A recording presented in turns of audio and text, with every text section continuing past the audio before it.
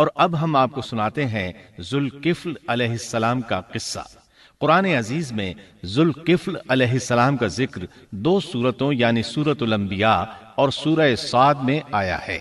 لیکن دونوں سورتوں میں صرف نام مذکور ہے، مختصر و مفصل کسی قسم کے حالات کا کوئی تذکرہ نہیں ہے۔ سورۃ الانبیاء آیت 85 اور 86 میں اللہ تعالیٰ فرماتے ہیں وَإِسْمَاعِيلَ وَإِدْرِيسَ وَذَا الْكِفْلِ كُلٌّ مِّنَ الصَّابِرِينَ وَأَدْخَلْنَاهُ فِي رَحْمَتِنَا إِنَّهُم مِّنَ الصَّالِحِينَ۔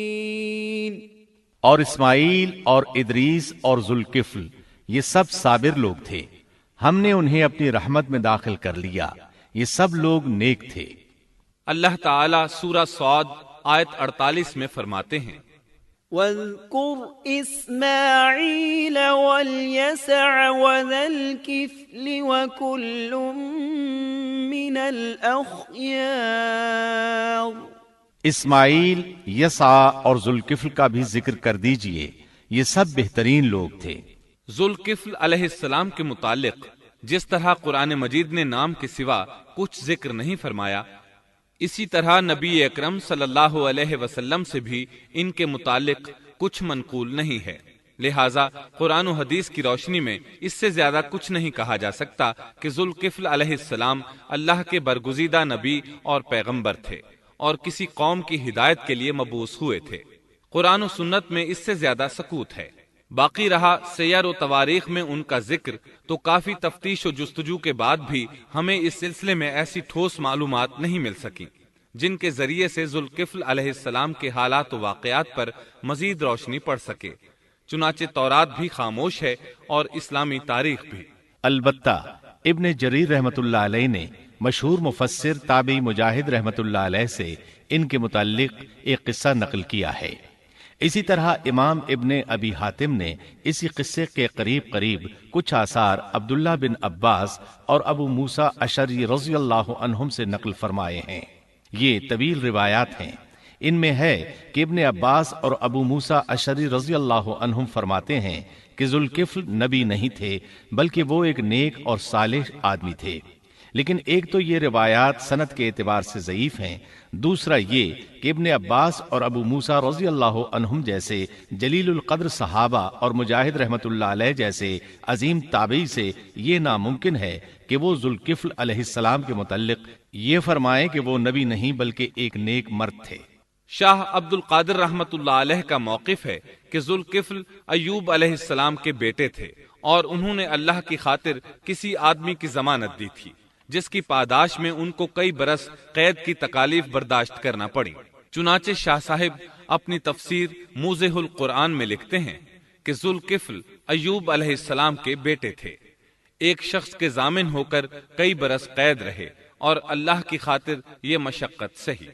موجودہ دور کے بعض مفسرین کا خیال ہے کہ ذوالکفل حزقیل علیہ السلام کا لقب ہے۔ ایک دوسرے مفسر کی عجیب و غریب رائے یہ ہے کہ ذوالکفل گوتم بدھ کا لقب ہے، کیونکہ اس کے دارالسلطنت کا نام کفل تھا، جس کا معرب کفل ہے، اور عربی میں ذو صاحب اور مالک کے لیے آتا ہے، اور صاحب مال کے لیے ذو مال اور مالک شہر کے لیے ذو بلد کے الفاظ کثرت سے استعمال ہوتے ہیں، لہٰذا یہاں بھی کفل کے مالک و بادشاہ کو ذوالکفل کہا گیا ہے۔ اس مفسر نے یہ بھی دعویٰ کیا ہے کہ گوتم بدھ کی اصل تعلیم توحید اور حقیقی اسلام ہی کی تعلیم تھی، مگر اس کی موجودہ صورت دوسرے ادیان کی طرح محرف اور مسخ شدہ ہے۔ لیکن یہ اقوال قیاس و آراء سے زیادہ تاریخی حیثیت سے کوئی وقت نہیں رکھتے۔ ہم اس تعصب کے قائل نہیں ہیں کہ اگر صحیح تاریخ سے یہ ثابت ہو جائے کہ قرآن نے جن انبیاء کے صرف نام ذکر کیے ہیں ان کا مصداق فلاں برگزیدہ ہستی ہے، اور اس کا انکار صرف اس لیے کر دیا جائے کہ اس سے پہلے چونکہ ایسی بات کسی نے نہیں کہی اس لیے یہ قابل رد ہے۔ یقیناً ہم اس حقیقت کو تسلیم کرتے ہیں کہ تاریخی حقائق کی جستجو کا باب بند نہیں ہوا، اور آئے دن نئی نئی تحقیقات سامنے آ رہی ہیں اور جدید انکشافات ہو رہے ہیں۔ بلکہ ان کے ذریعے قرآن مجید اور احادیث رسول کے بیان کردہ واقعات کی تصدیق ہوتی چلی جا رہی ہے۔ ملحد و بے دین لوگ ان کا انکار اس لیے کرتے اور کرتے آ رہے ہیں کہ تاریخ اور فلسفہ ان کا ساتھ نہیں دیتے، لیکن اگر قرآن کریم کی بیان کردہ کسی ہستی کے متعلق مزید انکشافات روشنی میں آئیں تو ہمارے لیے انکار کا باعث نہیں بلکہ مخالفین پر مزید حجت اور دلیل ہیں۔ لیکن اس حقیقت کے اقرار کے باوجود اس سے یہ بھی لازم نہیں آتا کہ کسی واقعے کے متعلق کوئی شخص اگر محض اپنے وہم و گمان اور قیاس و انداز سے بے دلیل کوئی بات کر دے تو ضرور اس کو مان لیا جائے۔ چنانچہ ذوالکفل علیہ السلام کو گوتم بدھ قرار دینا ابھی تک اس سے زیادہ کوئی حیثیت نہیں رکھتا۔ ہمارے لیے دنیا کے مختلف گوشوں میں اللہ کے فرستادہ نبیوں پر ایمان لانے کے لیے قرآن کی وہ تینوں دفعات کافی ہیں جو دین اسلام کا امتیازی وصف ہیں۔ سورۃ الفاتر آیت 24 میں اللہ تعالیٰ فرماتے ہیں، وَإِن مِّنْ أُمَّةٍ إِلَّا خَلَا فِيهَا نَذِيرٌ، اور کوئی امت ایسی نہیں ہوئی جس میں کوئی ڈر سنانے والا نہ گزرا ہو۔ سورۃ المومن آیت 78 میں اللہ تعالیٰ فرماتے ہیں، مِّنْهُم مَّن قَصَصْنَا عَلَيْكَ وَمِنْهُم مَّن لَّمْ نَقْصُصْ عَلَيْكَ، بعض انبیاء کے واقعات ہم آپ کو بیان کر چکے ہیں اور ان میں سے بعض کے قصے تو ہم نے آپ کو بیان ہی نہیں کیے۔ سورۃ البقرہ آیت 136 میں اللہ تعالیٰ فرماتے ہیں، لا نفرق بین احد من رسله، ہم رسولوں میں سے کسی کے درمیان فرق نہیں کرتے۔ اس لیے ایک مومن کا یہ عقیدہ ہونا چاہیے کہ ہم اللہ کے انبیاء میں سے کسی نبی کے درمیان کوئی فرق نہیں کرتے، یعنی تمام انبیاء پر ایمان لاتے ہیں۔ اس صاف اور واضح عقیدے کے بعد اگر ہمارے سامنے کسی ملک اور کسی خطے کے انبیاء اور رسول کے واقعات نہیں بھی آئے تو اس کے اسباب و وجوہات اور ہیں، لیکن جہاں تک ان پر ایمان لانے کا تعلق ہے وہ اختصار سے بھی کافی ہے،